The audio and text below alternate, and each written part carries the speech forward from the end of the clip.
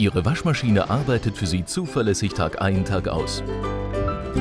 Ablagerungen, Schmutz und Kalk im Inneren können jedoch Ihre Leistungsfähigkeit beeinträchtigen. Der Dr. Beckmann Waschmaschinenpflegereiniger mit Aktivkohle liefert den Schutz und die Pflege, die Sie braucht.